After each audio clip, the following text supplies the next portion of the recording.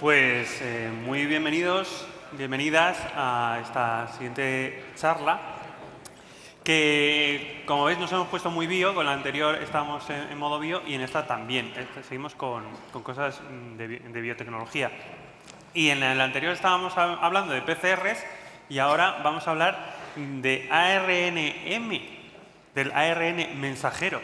¿Mensajero? No mensajero, estamos hablando de eso. Vale, este tampoco he entrado. Bueno, en la siguiente charla... Sí, vamos a hablar de... O sea, estamos en modo de hablar de salud.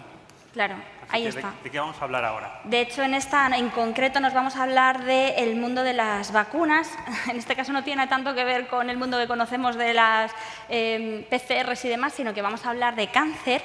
Y el nombre de esta charla, Diseño de vacunas contra el cáncer con Python, la verdad que me gustó mucho cuando lo vi. Ahora mismo tengo serias dudas de qué coño no se puede hacer con Python.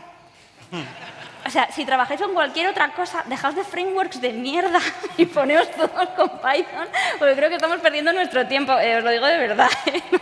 ¿A ti qué tal el Python? Vamos a llamar a esto PyTech Fest. PyTech Fest mola, ¿eh? Además está guay.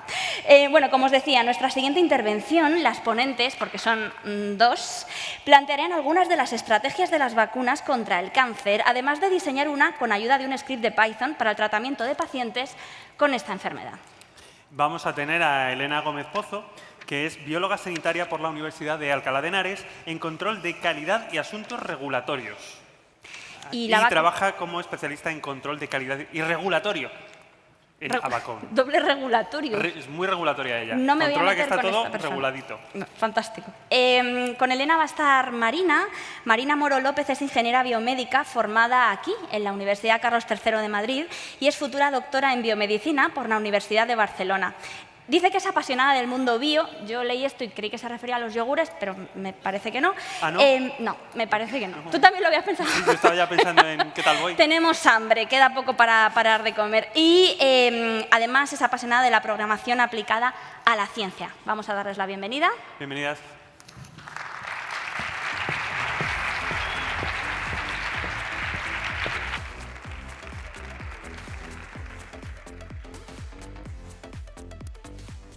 Bueno, hola, buenas tardes a todos y bienvenidos a esta charla de diseños de vacunas contra el cáncer con Python. Ya nos han presentado, pero bueno, yo soy Elena y ella es mi compañera Marina y vamos a daros la siguiente charla en la cual seguiremos este esquema en la que primero explicaremos lo que es la enfermedad del cáncer y cuál es su impacto.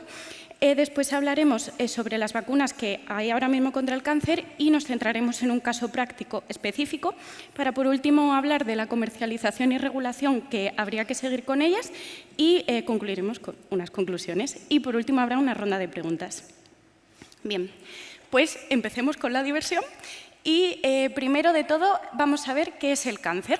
Y es que la Organización Mundial de la Salud define el cáncer como un término genérico utilizado para designar un amplio grupo de enfermedades cuya característica definitoria es la multiplicación rápida de células anormales.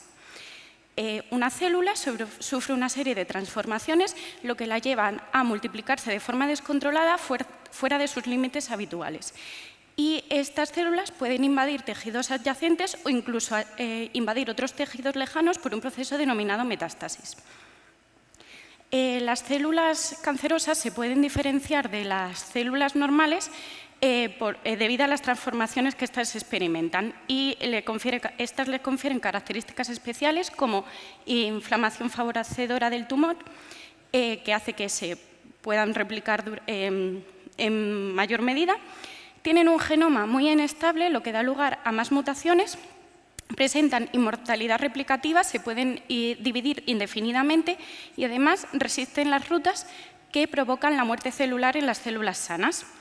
Como ya he dicho, pueden invadir y metastatizar en el resto del cuerpo, inducen la angiogénesis, que es la creación de vasos sanguíneos cerca del tumor, tienen resistencia a los supresores del crecimiento, por lo que pueden seguir dividiéndose. Tienen una señalización proliferativa sostenida porque pueden expresar continuamente genes relacionados con la división celular, una desregulación energética porque tienen rutas para conseguir energía que las células normales no tienen, y además estas células pueden evitar la destrucción del sistema inmune porque se pueden esconder de este. ¿Y cuál es el origen de estas transformaciones? Pues el origen es el ADN. Principalmente las transformaciones se producen por mutaciones en dos tipos de genes: los oncogenes y los genes supresores de tumores. Los oncogenes se producen cuando hay una mutación o un cambio en sus predecesores, los protoncogenes. Estos son genes relacionados con el desarrollo y la división celular, por lo que una mutación en ellos hace que ésta se descontrole. Y los segundos, los genes supresores de tumores, no están relacionados directamente con la división celular, sino con su control. Entonces, si se produce una mutación, se inactivan y ésta se descontrola. ¿Por qué se producen estas mutaciones? Una causa es la herencia, que supone de un 5 a un 10% de los casos, y son mutaciones que se transmiten entre familiares. Otros son fenómenos físicos, como la exposición a luz ultravioleta procedente del sol, exposición a sustancias químicas como las presentes en el tabaco, virus que a causa de su infección se insertan en el genoma y afectando a genes relacionados con el ciclo celular, y la propia división celular. Cuando la célula se divide, comete errores y estos pueden llevar a mutaciones en estos genes. Ahora que hemos visto lo que es el cáncer, vamos a ver cómo nos afecta, ya no solo individualmente, sino como población. Y para eso vamos a hablar de la frecuencia. La Organización Mundial de la Salud ha identificado el cáncer como la segunda causa de muerte en el mundo a día de hoy.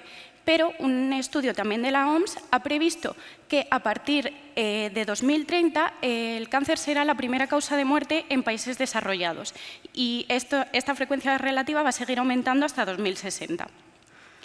En cuanto a la frecuencia de los tipos de cáncer, los más comunes son de mama, de pulmón, de hígado, de estómago y de colon, y la Organización Mundial de la Salud también ha previsto un aumento de la frecuencia relativa de los casos de todos estos cánceres en el mundo. ¿Esto qué implica?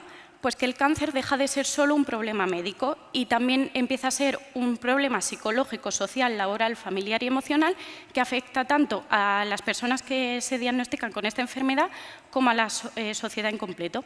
Es importante tener en cuenta que la medida de este impacto depende del tipo de cáncer y el estadio en el que se diagnostique, pero siempre hay consecuencias. Consecuencias como un impacto económico. El individuo debe aportar dinero para hacer frente tanto a tratamientos como a gastos que se relacionan con la enfermedad. De hecho, se ha calculado que los individuos pueden tener que llegar a aportar hasta un 20% de su renta anual, esto depende del país, si tiene sanidad pública o no. Por ejemplo, en el caso de España, se ha calculado que un 43% de los gastos relacionados con el cáncer no están cubiertos por la Seguridad Social, y estos gastos pueden llegar a ascender a un 8 o un 10% de la renta anual de los individuos. Otro impacto es la incapacidad laboral, lo que se traduce en una pérdida de ingresos y de la productividad, ya que la carga de trabajo a la que pueden hacer frente estos individuos se ve reducida de un 14 a un 57,8% para hacer frente a efectos secundarios, tratamientos, síntomas, etc. Y por último, también se produce un deterioro de las relaciones, ya que las limitaciones físicas y pérdidas de autonomía que sufren los individuos puede afectar a cómo se relaciona con su entorno. Puede llevar a reestructuraciones incluso en su entorno físico, pero también en su entorno social, discurrir nuevas dinámicas, tanto familiares como con sus amigos o con las personas con las que entable relación. Y esto puede crear tensiones que al final también afecten al individuo. Después de ver esto, quiero que entendáis un poco más por qué merece la pena seguir investigando en cáncer y por qué merece la pena seguir creando nuevas terapias. Y es que, según los datos actuales, podemos ver que el problema del cáncer lo va a ir en aumento, y podemos considerar el cáncer como uno de los primeros y más importantes problemas de atención pública que suponen una gran carga clínica, alteran los estándares sociales y erosionan una cantidad de recursos, tanto humanos como económicos. Por todos estos motivos que ha dicho mi compañera Elena, hay una necesidad clarísima de seguir investigando el cáncer y sobre todo terapias. Entonces, ahí es donde entra nuestra charla y donde entran las vacunas, que es una alternativa a las actuales. Entonces, primero lo que tenemos que ver es cuáles son las terapias actuales contra el cáncer. Tenemos, por supuesto, la cirugía, que consiste en extirpar directamente el tumor, y la radio y quimioterapia son las más comunes, que consiste en destruir el tumor usando radiación o fármacos. Y luego también tenemos otras terapias como la terapia hormonal, que en este caso solo sirve para cánceres que crezcan debido a hormonas, porque es una terapia que consiste en bloquear la producción de ciertas hormonas, como puede ser, por ejemplo, el cáncer de mama. También tenemos la inmunoterapia, que es la que vamos a ver en un momento con las vacunas, que consiste en estimular el sistema inmune del propio paciente para que sea él mismo quien luche contra el cáncer. Y por último tenemos la terapia génica, que es una muy innovadora, que solo sirve para cánceres que estén provocados por mutaciones localizadas y específicas, ya que consiste en modificar el ADN del propio paciente para que no se produzcan esas células cancerosas con la mutación. Entonces, como decía, nos vamos a centrar en esta charla en vacunas que entran dentro de esa inmunoterapia, de estimular el sistema inmune, que tienen bastante potencial y podrían ayudar a encontrar esa cura contra el cáncer o por lo menos contra ciertos cánceres. Hay muchas estrategias, de hecho cada día es un campo que está todavía en desarrollo, por supuesto. Hay muchísimas, aquí os voy a decir las más relevantes y algunas de ellas incluso están en ensayo clínico o incluso están comercializadas a día de hoy. Que tenemos, por ejemplo, vacunas de citoquinas, que las citoquinas son moléculas resultantes de un estímulo que llega a una célula inmune. Esa célula inmune produce estas moléculas llamadas citoquinas y las citoquinas producen una respuesta en una célula diana para que esa célula, en este caso, vaya a atacar al tumor. También tenemos vacunas de antígenos específicos de esas células del tumor, que estos antígenos son un componente de esas células, que puede ser una proteína de membrana, por ejemplo, o una célula entera, una parte de la célula, o las vacunas ahora muy famosas con todo esto del COVID de ADN y sobre todo ARN, que tienen un trocito de ADN o ARN del propio tumor para que, gracias a estas vacunas, el sistema inmune los reconozca y le ataque a estas células. Tenemos también vacunas de virus modificados, que estos virus hay también varias estrategias dentro de esta, que pueden tener, por ejemplo, genes supresores de tumores, es decir, un gen que el virus lo introduzca en el tumor y ese tumor, por ejemplo, explote o cosas así.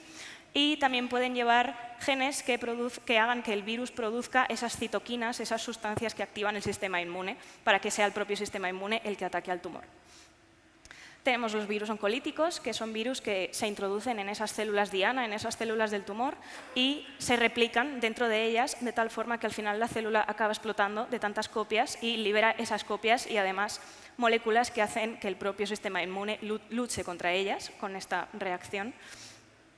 Luego tenemos los anticuerpos monoclonales, que son anticuerpos que se producen en laboratorio, son específicos, son artificiales, que sirven para unir la célula cancerosa a células del sistema inmune para que ataque a esas células del tumor o que se acerquen. O sea, es como un marcaje de las células del tumor para llamar al sistema inmune.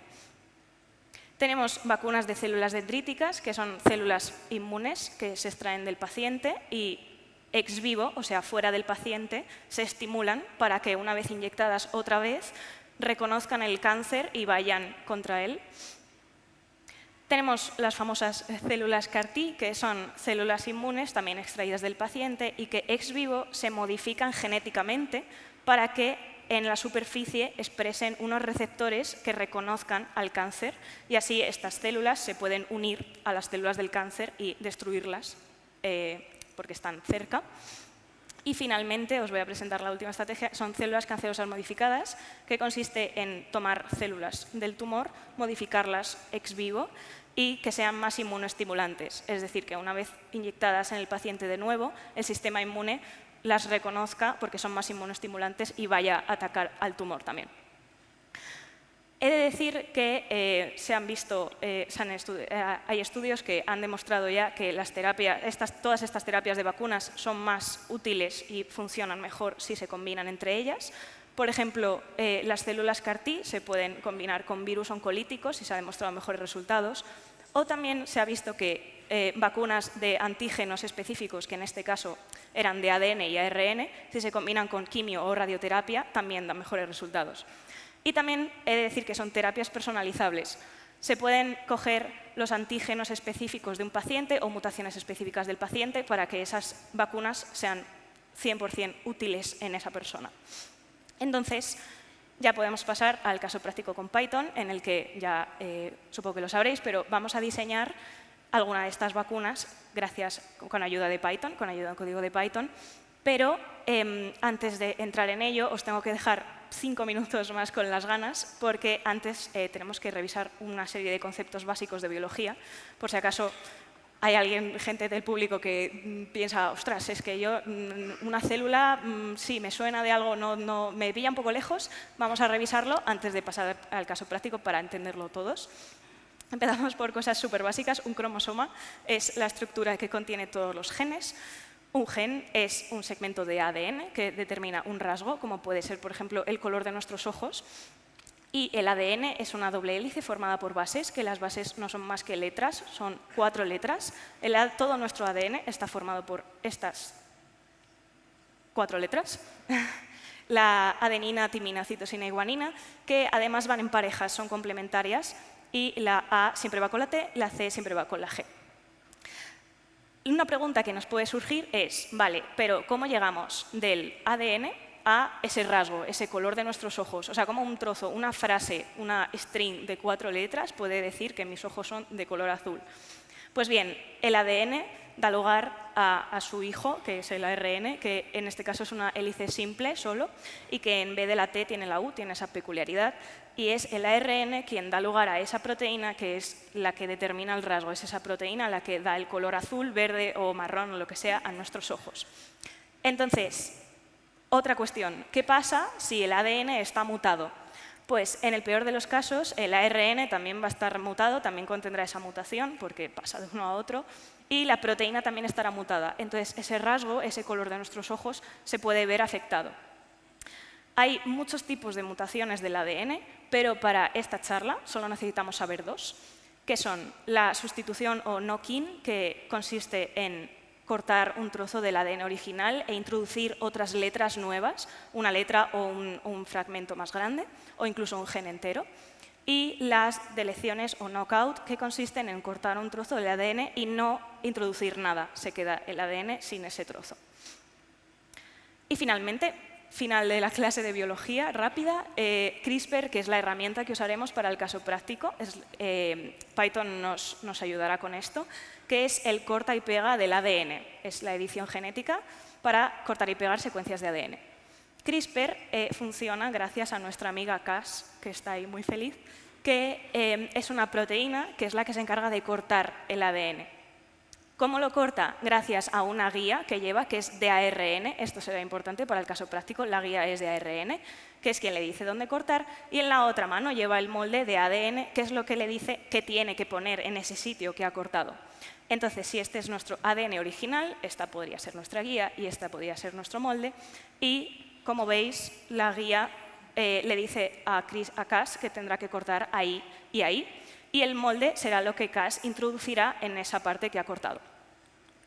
Entonces, una vez tenemos corta allí, tenemos 2 casos en la realidad, que es que Cas efectivamente lleva un molde de ADN en la otra mano, entonces se producirá una sustitución o knock-in, ese molde de ADN será introducido en ese trozo que ha cortado Cas, pero también puede ocurrir que Cas no lleve un molde y en ese caso se producirá una deleción o knockout porque no hay molde, Cas no introducirá nada en ese trozo que ha cortado.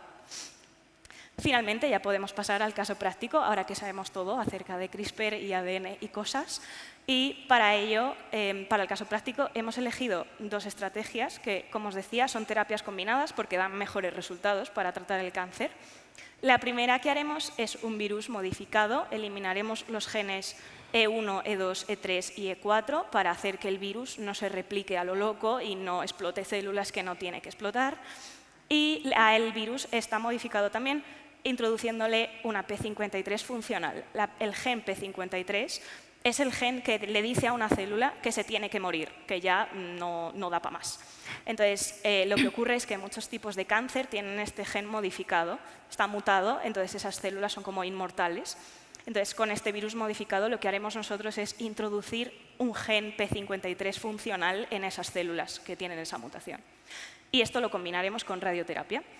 Y la otra estrategia que vamos a hacer con Python también es un virus oncolítico, que son estos que se metían en las células, se replicaban y hacían que la célula explotase, para el que tendremos que eliminar las bases entre el 2496 y 3323 y además cambiar en la posición 2021 la C que hay por una T en el gen E1, para que así estos virus vayan a las células del tumor que queremos, que van a ser las que no tengan ese gen P53. Estas dos modificaciones hacen que el virus oncolítico se dirija a esas células y no a las células sanas, que no nos interesa que exploten, evidentemente.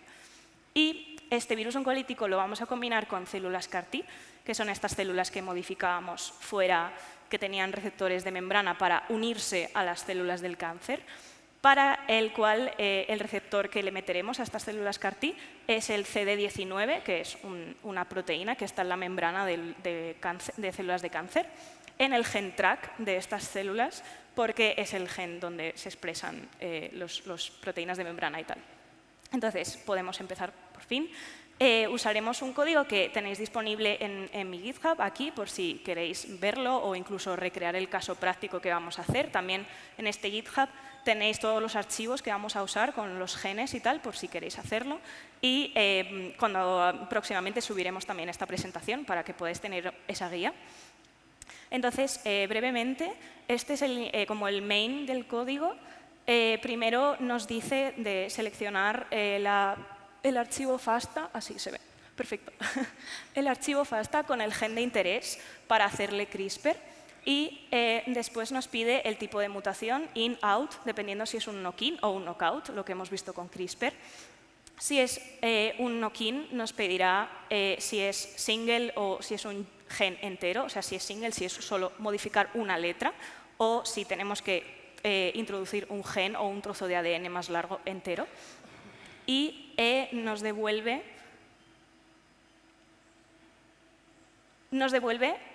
la guía de ADN, el gen mutado y el molde. Os podéis preguntar, un archivo FASTA, no sé qué es. Es un archivo que tiene simplemente, es un archivo de texto que tiene simplemente la secuencia del ADN, o sea, esas 4 letras que veíamos, la combinación de 4 letras que veíamos, que simplemente tiene como una cabecera al principio, de ahí ese procesado que hace después de read lines, quitarle la primera y tal demás, porque viene por formato, pero estos archivos FASTA los podéis conseguir realmente en cualquier base de datos, como puede ser esta. Simplemente tenéis que introducir el nombre del gen y si le dais aquí a refseq-gene, podéis tener la secuencia, se abre esto y podéis tener la secuencia del gen. Para guardarlo en formato FASTA, pues simplemente send to y FASTA create file. Y ya está.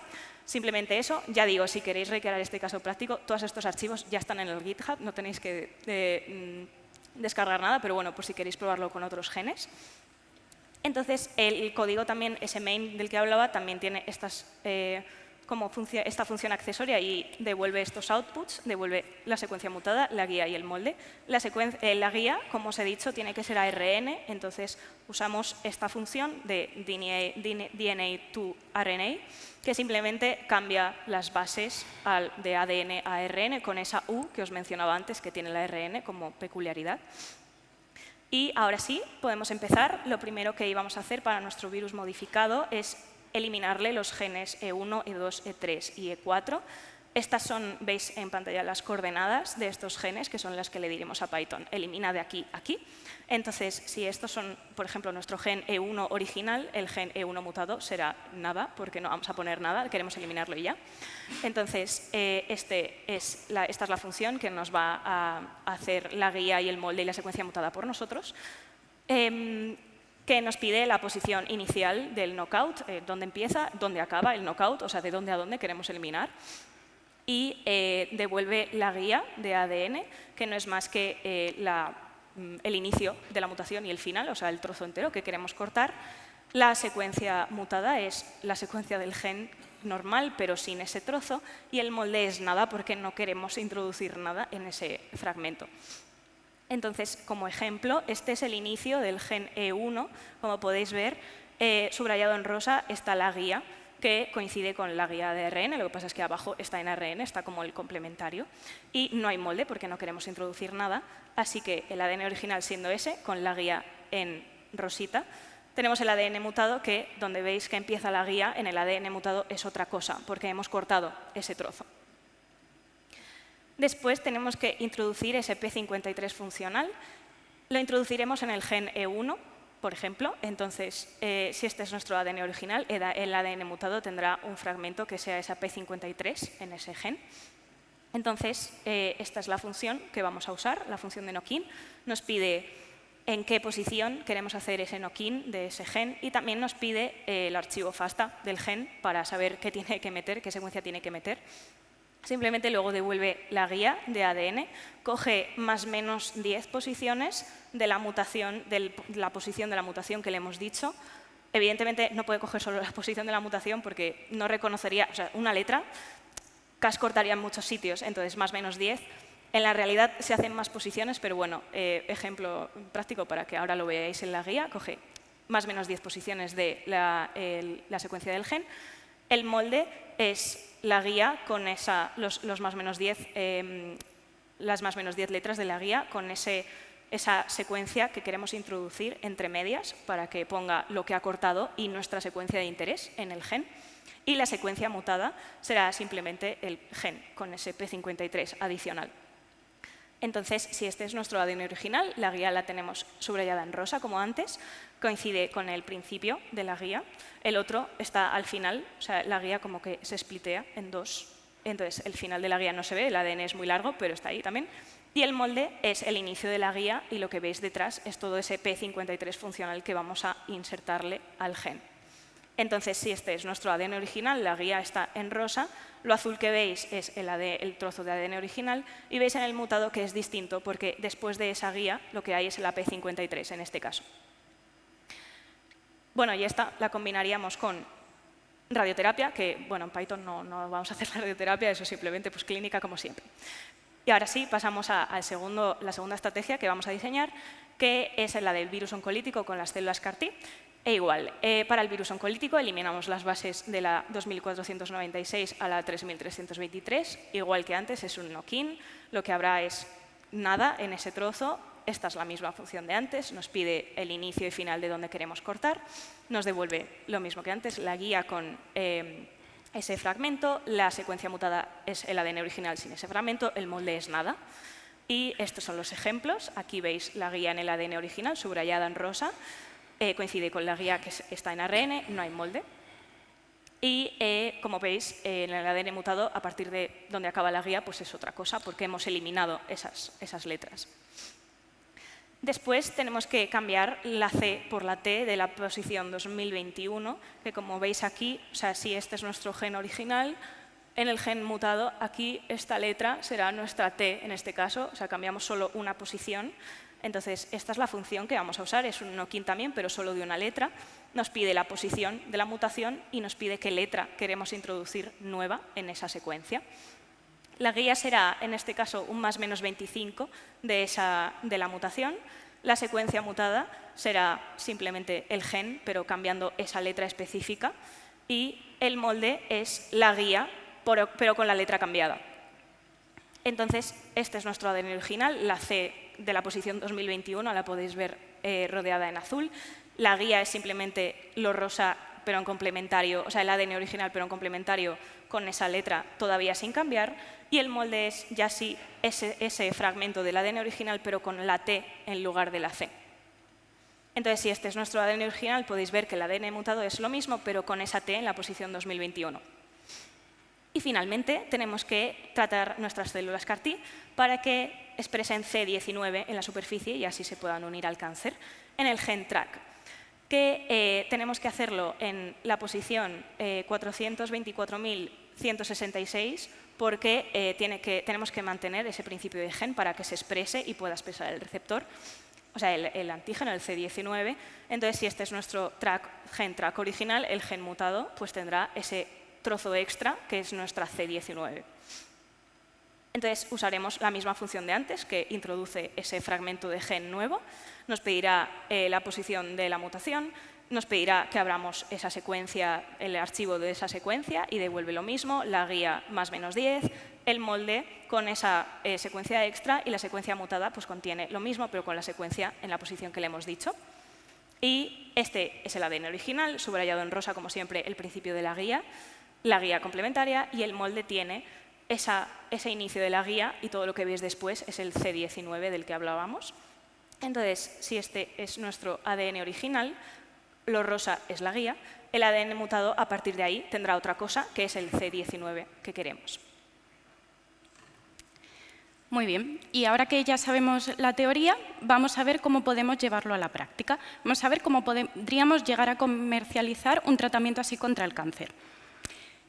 Tenemos que saber que de las industrias del sector relacionado con la salud son un entorno muy regulado, y esto tiene mucho sentido porque desviaciones en los métodos o en los propios productos pueden suponer graves riesgos para la salud de la población.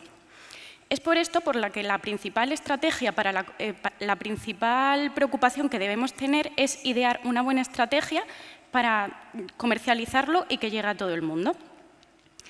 ¿Y qué es muy importante en esta estrategia? Pues saber el qué estamos comercializando, es decir, la clasificación, y dónde lo estamos comercializando, es decir, el área de explotación y dónde lo vamos a distribuir. Dependiendo qué sea y dónde lo vayamos a vender, habrá que cumplir y demostrar ciertos requisitos para los cuales deberemos acudir a las agencias o autoridades regulatorias, que por ejemplo son la FDA de Administración de Comida y Medicamentos en Estados Unidos, son las siglas en inglés, la Agencia Europea del Medicamento en Europa o la Agencia Española del Medicamento y Producto Sanitario en España. ¿Y cómo sería el proceso de desarrollo? Todos los productos relacionados con la salud siguen el mismo esquema, en el que primero se pasa por una fase preclínica en el que el producto se prueba en tejidos o en animales, con el objetivo de demostrar toxicidad y actividad biológica y para obtener datos de seguridad y eficacia. Tras esto, se pasa a una fase clínica en la cual el producto se prueba en humanos de diferentes características y en grupos cada vez mayores, con el objetivo de comprobar qué dosis podemos dar de este producto y los efectos adversos, y obtenemos datos de seguridad, efectividad y efectos secundarios.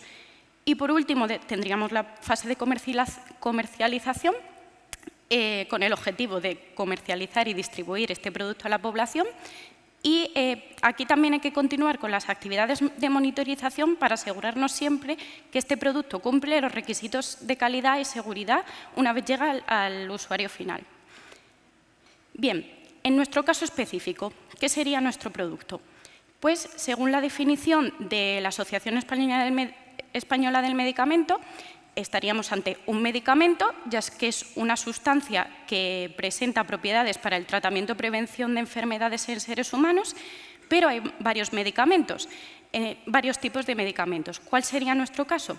Pues en este caso nos encontraríamos ante un medicamento de terapia avanzada, o ATMP por sus siglas en inglés, también siguiendo la definición de la Asociación Española del Medicamento, ya que es un medicamento de uso humano basado en células propias y incluye productos de origen autólogo, halogénico o xenogénico. Entonces, ya que sabemos que es un medicamento, ¿qué es lo que tenemos que conseguir? ¿Qué es lo que tenemos que conseguir y demostrar durante todo su ciclo?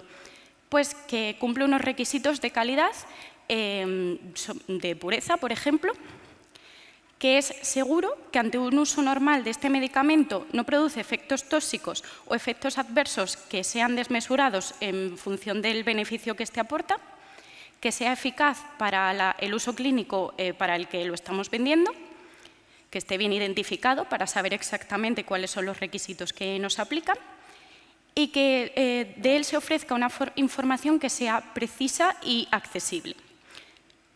¿Y cómo podemos saber exactamente dentro de estas categorías, ¿qué requisitos debemos cumplir? Para ello tenemos que irnos a la legislación y guías técnicas y lo debemos conseguir con un sistema de calidad que en la industria farmacéutica se denomina buenas prácticas, de sus siglas en inglés GXP. Estas buenas prácticas aseguran que durante todo el ciclo de vida y todo el desarrollo del producto esto se ha hecho siguiendo normativa y siguiendo una serie de estándares, y también asegura la trazabilidad. En todo momento podemos saber qué ha hecho qué y cómo se ha hecho, porque podemos trazar tanto personal como métodos. Entonces, tras saber que es tan importante el sistema de calidad, ¿cómo sería el proceso de comercialización? Pues primero la fase preclínica, en la que se debería hacer siguiendo GLPs, que son buenas prácticas de laboratorio. Estos resultados se presentarían a una agencia reguladora, la cual daría la luz verde para pasar a la fase clínica, la cual se debe desarrollar mediante siguiendo las buenas prácticas clínicas y las buenas prácticas de manufactura. Esto se presenta otra vez a autoridades regulatorias que te dan una licencia de comercialización. Pasando a la comercialización, donde deben proseguir las buenas prácticas de manufactura, y también deben darse buenas prácticas de distribución y buenas prácticas de farmacovigilancia, por lo que he dicho antes de que tenemos que seguir monitorizando cualquier problema que pueda surgir con el fármaco y seguir asegurándonos de que esos requisitos hasta el momento final del medicamento se siguen cumpliendo. Pero ¿por qué las GXPs? ¿Por qué son tan importantes las buenas prácticas dentro de la industria farmacéutica y dentro de la industria en general sanitaria? Pues porque es muy importante la estandarización.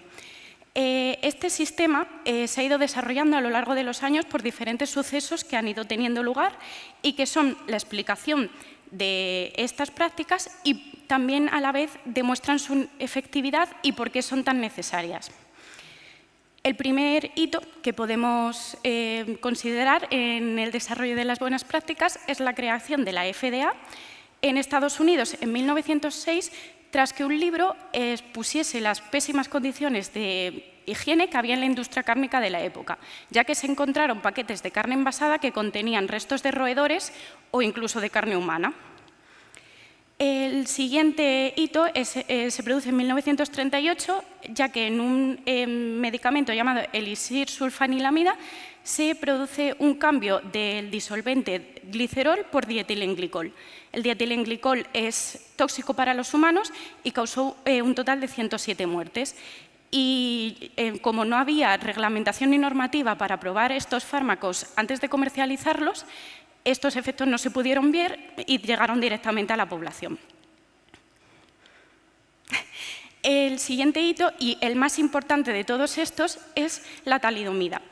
En 1962 se produce el escándalo de la talidomida, la cual se comercializaba para calmar las náuseas en el primer trimestre de embarazo. Y dio lugar a 10.000 casos solo en Europa de focomelia, que es una malformación congénita que da lugar a bebés con extremidades anormalmente cortas o incluso inexistentes. Esto llevó a la FDA y a la Organización Mundial de la Salud durante la época de los 60 a publicar las buenas prácticas, en concreto las buenas prácticas de manufactura, durante la década de los 60 para que se implementasen. Sin embargo, que se publicasen no fue suficiente, porque en 1971 se produjeron varias muertes en Estados Unidos, Inglaterra y Francia por el uso de medicamentos inyectables contaminados, por lo que la Organización Mundial de la Salud propone que las buenas prácticas se hagan obligatorias en la industria farmacéutica. A partir de aquí, las buenas prácticas se han ido desarrollando según iban sucediéndose eventos, como por ejemplo en 1982, en la que se produjo 7 muertes en Estados Unidos porque un asesino puso cianuro en cápsulas de paracetamol y las distribuyó por la población. Esto llevó a la creación de normativas para cambiar los envases y hacerlos más seguros, dificultando así la manipulación, además de crear leyes que clasificaban como delito la manipulación de fármacos. Todo esto estaba muy bien para asegurar la seguridad de la población, sin embargo a la industria le costaba mucho dinero. Entonces, en 1990 se crea el Consejo de Armonización para el uso de medicamentos humanos, que creaban unas guías que las empresas podían seguir para reducir demoras, costes y, en general, las pruebas que tenían que realizar. En 1995 se crea en Europa la Agencia del Medicamento Europea, que desde entonces hasta la actualidad, con el resto de agencias reguladoras, ha seguido velando por las buenas prácticas para que éstas se aplican y actualizándolas dependiendo de las nuevas necesidades que hubiese. Vale, después de esta clase rápida, ¿por qué? ¿Por qué es tan importante recordar la historia de las buenas prácticas? Pues porque durante toda la historia se han producido muchísimos más eventos aparte de estos que han dado lugar a asesinatos, suicidios, pérdidas millonarias de dinero, cierre de empresas, demandas, denuncias, de todo. Y es muy importante tener esto en cuenta porque, como dice el filósofo español Jorge Santayana, aquellos que no pueden recordar el pasado están condenados a repetirlo. Y bueno, después de esta charla, si os tenéis que dar con algo, queremos que os quedéis con los siguientes 3 puntos.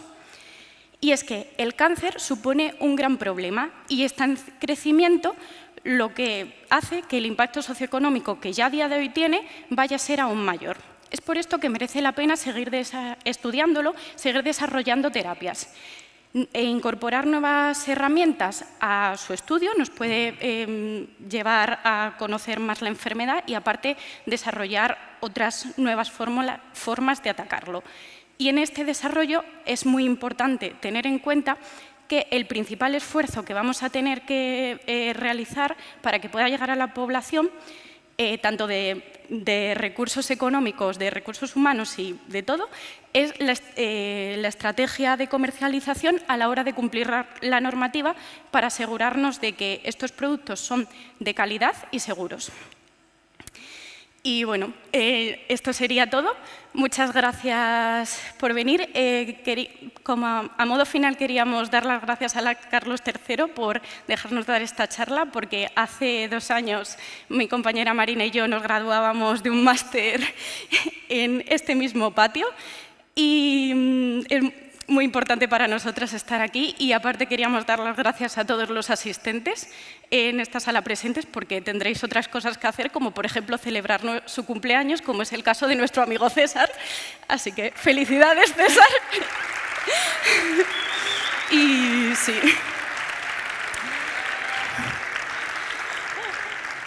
Ahora, bueno, tenemos una ronda de preguntas, pero también tenéis aquí nuestras redes sociales si necesitáis contactarnos para alguna otra cosa. Muchísimas gracias, Elena y Marina. Gracias. Muchas gracias. Pues eso, ¿alguien quiere ampliar la información? Aquí tenemos una primera pregunta. Ánimo, ánimo. De verdad, adelante, Sí, adelante, sigue, no llegas tarde. Vale. No, como parte de las nuevas herramientas que habéis contado en las conclusiones, pues ahora, como se habla tanto de inteligencia artificial y tal, pues ¿cómo pensáis que podría ayudar la inteligencia artificial a la lucha contra el cáncer? Bastante buena, la verdad. La inteligencia artificial tan de moda, además, creo, o sea, se puede aplicar como a todo. Entonces, por supuesto, al desarrollo de terapias contra el cáncer, por supuesto que sí. O sea, ya no solo... También, o sea, a mí me va a la mente a tema de programación, Python, pues nuevas dianas, este sistema de CRISPR o incluso, pues eso, desarrollo en cuanto a código, pero también podría ser incluso, se me ocurren también para el diagnóstico, por ejemplo. En mi laboratorio hay un grupo que está haciendo cáncer y tal, y hacen como algoritmos con imágenes y tal, como saber en qué estadio está el cáncer, qué tipo, cómo combatirlo y demás. Entonces, por supuesto que entraría, y por supuesto que entra a día de hoy. Se está estudiando, tiene mucho potencial, como todas estas herramientas. Y pronto, yo creo que ya está en clínica, o si no, pronto va a estar en clínica, seguro. Muchas gracias. ¿Tenemos más preguntas? Me ha parecido que hay una manita levantada. Ahí estamos. Aquí está. Ajá, se ha atrevido. Yo quería preguntaros sobre el precio de estas técnicas. Es decir, o sea, podría entrar por la Seguridad Social si alguien esperemos que no, de que esta sala desarrollase cáncer en el futuro, ¿cómo de posible sería que nosotros podamos sacar beneficio de estas técnicas? De la seguridad social, pues depende de la efectividad. Obviamente, si desarrollas una cura contra el cáncer, la seguridad social va a pagársela para la población, porque al final también hay que tener muy en cuenta que una persona enferma le cuesta muchísimo al Estado español, a cualquier Estado, a la seguridad social. Entonces, en general, los sistemas de salud prefieren invertir, aunque sea un poco más, en tratamientos con tal de que esas personas se curen. Entonces. Y tenía otra segunda pregunta, un pelín más técnica a lo mejor, que muchas veces cuando alguien desarrolla cáncer y luego lo supera, ya sea por un tratamiento de radioterapia, quimioterapia, el que sea, tiene como probabilidad de volver a recaer, ¿no? Porque, digamos, guarda esa epigenética un poco más tendencia a volver a tener una mala replicación celular, replicación celular con copia de ADN y demás. Estas técnicas pueden ayudar a que, como estamos reponiendo ese ADN, disminuir la probabilidad de volver a desarrollar cáncer. De hecho, sí. ¿Se te hace ilusión responder? No. De hecho, sí, porque como tú dices, ya no es solo... radioquimioterapia va como hacia ese tumor, luego ya está, pero en el caso de células, tratamientos, ATMPs y tal y demás, sí que van más al contenido biológico. Entonces, cuando estén totalmente desarrolladas, hay algunas que ya están en el mercado. También a raíz de tu pregunta de antes, ya hay terapias de estas y las está pagando el Estado español también. Pues sí, se ha visto que son evidentemente más efectivas porque a lo que vas es como a la biología pura y dura. Y de hecho todos, el tema epigenética y demás, también, aquí nos hemos centrado en ADN, ARN y demás y proteínas, pero también está en estudio terapias relacionadas con esa epigenética que mencionabas. Así que sí, totalmente sí. Vale, perfecto, muchas gracias. Tenemos Ahora, una ahí. Te hacen correr hasta allá arriba. Nos falta música de Benny Hill de fondo. ¿Estas terapias podrían evitar que se tuviera que extirpar los tumores? Sí, porque una vacuna, las vacunas que hemos presentado, por ejemplo, no hay que extirpar el tumor, simplemente se inyecta la vacuna y nuestro sistema inmune, el virus, lo que sea, va directamente in situ a ese tumor. ¿Alguna otra pregunta? Tenemos otra por aquí. Vamos a intentarlo. Hola, muy buenas. Muchas gracias. Me ha encantado esta charla. A ver, yo soy programadora, pero nada que ver con biotecnología. Entonces soy totalmente ignorante de este mundo, ¿vale? Me ha encantado la exposición que habéis hecho de la vacuna en Python, pero mi duda es, ¿cómo eso luego se transforma en vacuna? Buena pregunta. De hecho, estaba diciendo, le digo, ostras, aquí falta una diapositiva. Pero bueno, no pasa nada, problemas del directo. Por ejemplo, en este caso en específico, que hemos usado el sistema CRISPR, todos los códigos de Python para hacer CRISPR, esto luego se hace en laboratorio. De hecho, doy siempre un ejemplo en otra charla de que podemos comprar nosotros por internet, nosotros mismos, todo esta Cas, CRISPR y tal, en plan hay un kit do it yourself en internet. Esto, evidentemente, para tratar un cáncer no lo vamos a hacer nosotros. En una clínica se producen estas secuencias, gracias a las secuencias que conseguimos en este caso con Python, estas secuencias se producen artificialmente en una empresa bioquímica o donde sea. Y se inyecta el sistema una vez traducido, evidentemente, a una secuencia de ADN real. No nos sirve el TXT de Python, evidentemente. Pero sí, se traduce simplemente en el laboratorio. No sé si hay otra más. ¿Teníamos una ahí arriba? Sí, hay una repregunta. Una repregunta. Habéis dicho que hay muchos tumores diferentes. ¿Con este método se podría tratar todos los tumores? Con asteriscos, evidentemente, porque, por ejemplo, hay muchos tumores, o sea, que o bien por naturaleza o bien como método de supervivencia, desarrollan mecanismos, por ejemplo, de no tener proteínas en la superficie. Entonces, una vacuna ante un receptor de membrana, una proteína, pues no serviría contra ese tipo de cáncer. Pero de ahí también las terapias personalizables, pues bueno, sería un poco ver qué necesita ese paciente como terapia única. Vaya. Al final también existe la posibilidad de ir específicamente a los tumores de cada persona y ver cuáles son las características de esa persona y personalizar estas terapias. Tenemos aquí otra pregunta. ¿Tenemos un unicornio? Ah, no, está bien. No. Creo que es el del cumpleaños. El cumpleañero, sí. Tenemos un cumpleañero. No sé si lo estáis viendo en el streaming, pero el compañero lleva un Hola. gorro fantástico. Por favor, tu pregunta. Bueno, es que ya que me han mencionado, digo, bueno, venga, voy a hacer alguna pregunta. O sea, yo quería preguntar cómo el cáncer, o sea, quiero decir, entiendo que esto es para cuando las células cancerosas ya se han desarrollado y esa mutación ya está y es para atacarlas directamente, pero el cáncer también está relacionado con que, por ejemplo, con la herencia, por así decirlo, y entonces si tú tienes algún familiar cercano con cáncer, pues está bien que te vayas a hacer revisiones periódicas. Entonces, ¿con esto también se podría llegar a detectar con algún algoritmo, como tú has dicho, tipo como el inicio de esa mutación, por así decirlo, ¿sabes?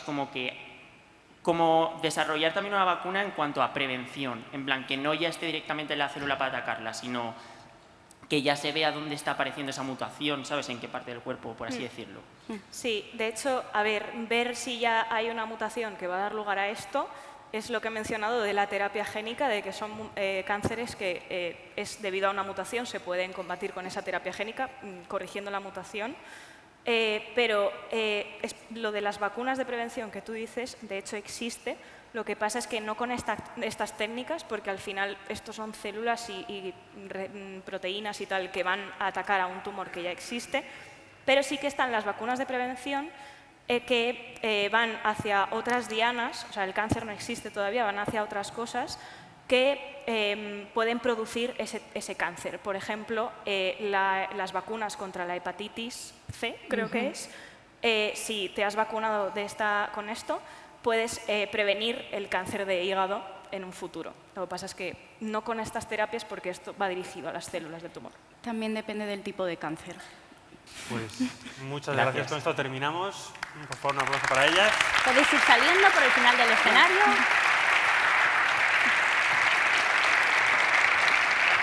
Y ya con esto vamos cerrando la mañana y ya va llegando la hora de rellenar lo que es aquí la ganas de ¿qué pasa? ¿Qué pasa? ¿Esa chaqueta no es tuya?